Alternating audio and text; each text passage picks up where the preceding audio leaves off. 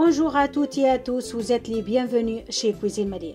Aujourd'hui mes amis, je vous propose une recette tunisienne traditionnelle, c'est de riz aux épinards.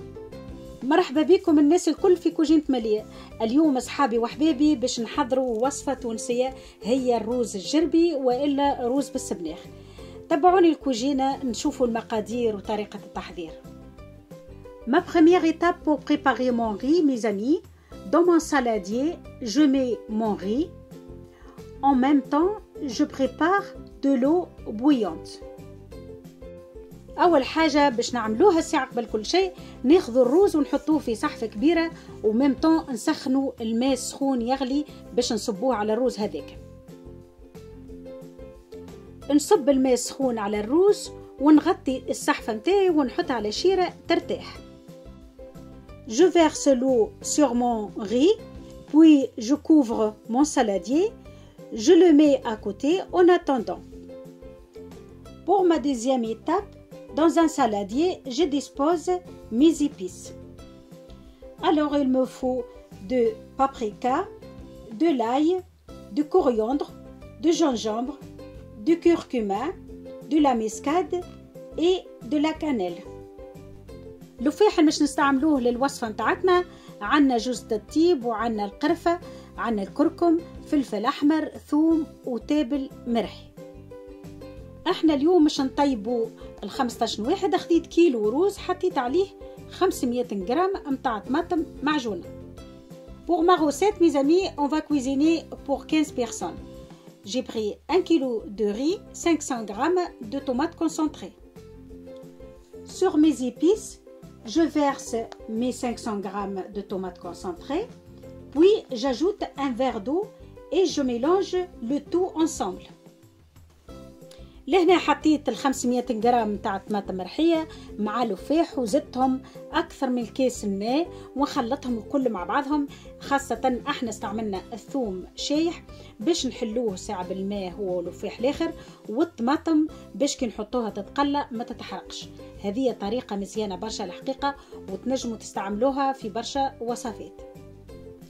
نغطوا الصحفة متاعتنا ونحطوها على شيرة ما بين حضرنا السبناخ متاعنا واللفاح خدا غرضو مع الطماطم وهكا كويس الماء. Là mes amis, je prends mes épinards et l'oignon et on va les laver et les couper. لهنا باش نحضروا السبناخ متاعنا نحيو منه الساعة الزايد الكل ونغسلوه ومن بعد نقصوه ونزيدوا نغسلوه مرة واثنين وثلاثة حتى اللي يتنحى منه التراب متاعو ونتأكدوا السبناخ متاعنا مغسول بالكدا. Quand j'ai enlevé le surplus, je le passe sous l'eau une première fois. الروز هذيك نتاع السبناخ اذا كان تحبوا انتم تخلوها باش طيبوا بها كسكسي والا روز، انا في الحقيقه ما نربيشو نخليه نوسع بالي من بعد ونغسله في عقل عقلي ونخليه كيما هو، نحي كان الزيت ونحطه في الكسكسي والا في الروز والا في شكشوكه، المهم نستعمله. لهنا السبناخ نتاعنا مش نغسلوه المره الاولانيه ونحطوا طرشون ولا اللي هو ونحطوه عليه ونزيدوا نثبتوا بالكدا في السبناخ نتاعكم، خاطر كيما تعرفوا ما عند الخضار يلزمنا ننظفوه محطوط من برا ما نعرفوش عليه شنو فيه وشنو ما فيش، ورقه وننظفوه بالكدا بعد ما تغسل نزيدوا نقصوه ونزيدوا نغسلوه مره اخرى باش نثبتوا بالكدا السبناخ نتاعنا اللي هو نظيف. Mes épinards, je les coupe en morceaux et je les lave à nouveau.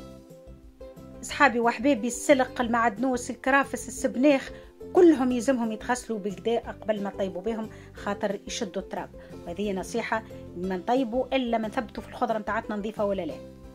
لهنا خذيت راس بصل وخذيت رطل متاع اللحم علوش وباش نقصوهم زوز مرسوات صغار. Là mes amis, j'ai pris 500 grammes d'agneau, un oignon et on va le couper les deux en petits morceaux. Pour les gens végétariens, on peut préparer cette recette sans utiliser la viande. الوصفة هذه نجم نحضروها راهو من غير اللحم، ونجم نحطوا فيها حمص، نحطوا فيها جلبانة. انا الضياف نتاعي الحقيقة ما ياكلوش لا جلبانة ولا حمص، هذاك علاش ما حطيتش. اما راهو الروز الجربي يجي فيه الجلبانة يجي فيه الحمص، نحطوا فيه ايش نحبوا احنا ونشتهوه. لهنا باش ناخذ الكاسرونه نتاعي نحط فيها اللحم، البصل، الطماطم مخلطه مع الفواح وزيت المائده، وباش نقلوهم بالكدا بالكدا حتى الطماطم يقرر الزيت نتاعها. Là mes amis, je prends ma casserole, je mets la viande, l'oignon, l'huile végétale, j'ajoute mes tomates concentrées que je les mélangeais avec les épices et je le mets sur le feu et je le fais revenir pendant 15 minutes à peu près. En même temps, je prépare une casserole avec l'eau bouillante. نحط المكونات هذوما كلهم مع بعضهم وباش نحطوهم على النار يتقلوا بالكدا بالكدا، وفي نفس الوقت نحضر كاسرونه بالماء سخون باش نمرق بها، وما نمرقش الا ما يقر الزيت نتاع الطماطم. يعني احنا الطماطم حطينا فيها الماء، نخلو حتى تنشح بكل البصل هذاك وكلهم يطيبوا بالكدا بالكدا واللي يقر الزيت نتاعهم.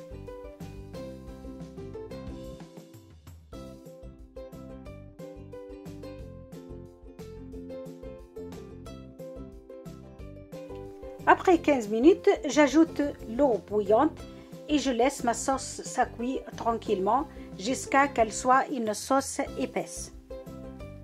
بعد ما مرقنا بالماء السخون نغطوا الكاسرونه نتاعنا ونخلوها تطيب في عقلها ونمشيو نتفقدوا الروز نتاعنا.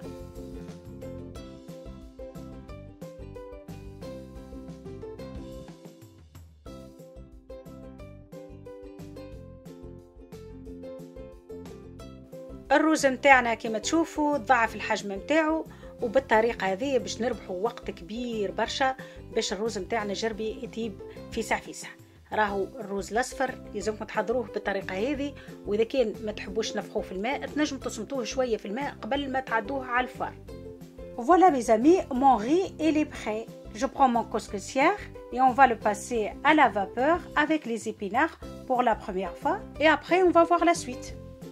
ناخذ توا الكسكاس متاعي ونحط فيه الروز والسبناخ ومش نعدوهم على الفار المره الاولانيه، ومن بعد نشوفوا البقيه.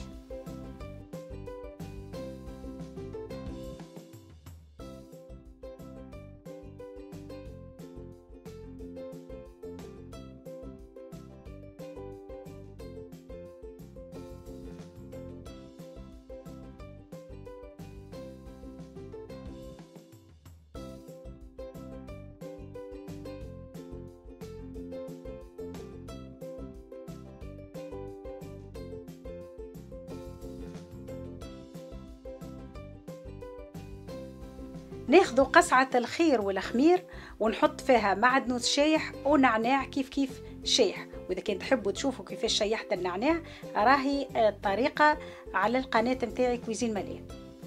والنعناع الشايح هو المش يعطينا البنة للروز متاعنا ويعطيه نكهة خاصة. النعناع اصحابي وحبيبي رانا ما نحضروش به كانت تي، رانا نجم نحطوه في عدة أكلات. النعناع الشايح نحضروا به لي سالاد، نحطوه في الروز الجربي، نحطوه في الملوخية، نحطوه في الحريرة، نحطوه في الشوربة، يعني نحطوه في بعدة وصفات ويزيد يبنى لنا الماكلة متاعتنا ويعطيها نكهة خاصة. Là mes amis, j'ai pris mon grand saladier, je mets des persils, de la menthe sèche et des coriandres aussi. C'est le secret de la recette, les 3 ingrédients ensemble, on le met à la fin. Ça donne un goût meilleur pour notre riz. وثلاثة المكونات هذوما هما مش يعطونا بنا للروز متاعنا، وهذه هو سر الوصفة. في الحقيقة احنا في تونس ما نستعملوش القصبر ياسر كيما في الجزائر والمغرب، وهو راهو القصبر يبنن الشوربة ويبنن الحريرة خاصة، ونحطوه زاده في الكسكسي بالخضرة.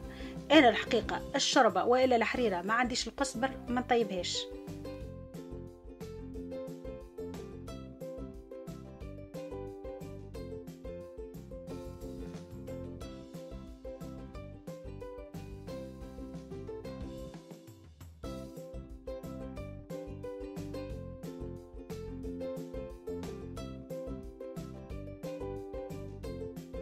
الروز متاعنا فور الفورة الأولانية نحطوه في القصعة ونخلطوه بالكدا مع القصبر والنعناع والمعدنوس، خلطوهم بالكدا ومن بعد باش نتفقد الصوص نتاعي وناخد منها شوية ونسقي الروز هذاك بالصوص، وما ناخذش حاجة كبيرة، ناخذ مقدار صحفة صغيرة باش نسقي بها في عوض الماء، ما نستعملوش الماء باش الروز متاعنا يجينا بنين. Une fois le riz qu'il est passé à la vapeur avec les épinards, je le mets dans mon saladier. Je le mélange avec le persil, la menthe et le coriandre. Une fois que c'est bien mélangé, je prends un peu de sauce, je l'ajoute et à nouveau, je le mets à la vapeur pour la dernière fois.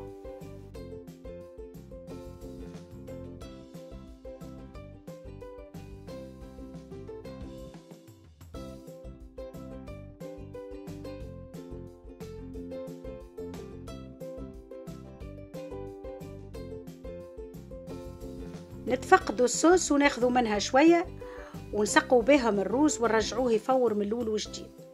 على شرط يلزمكم تخلطوا بالكدا بالكدا. فما شكون اللي يزيد الماء، أنا باش نزيد الصوص ونخلط بالكدا بالكدا وباش نرجعوا يفور، وهذه المرة الأخرى ويكون الروز متاعنا طاب وحضر. Une fois on a mis la sauce, il faut bien mélanger mes amis. Et à nouveau, on va le mettre à la vapeur.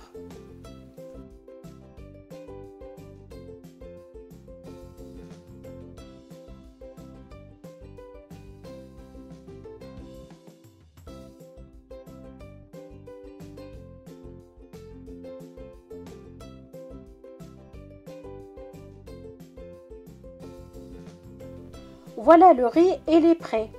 Il est bien cuit. On va passer à la dernière étape. الروز متاعنا حضر كيما شفتوا، فور مرتين حطيته في القصعة، ولهنا كالعادة والعويد نقليو قرون فلفل باش نزينوا بهم الروز ويكون الصحن متاعنا مزيان. Là mes amis, j'ai préparé des poivrons à la friture pour décorer notre riz.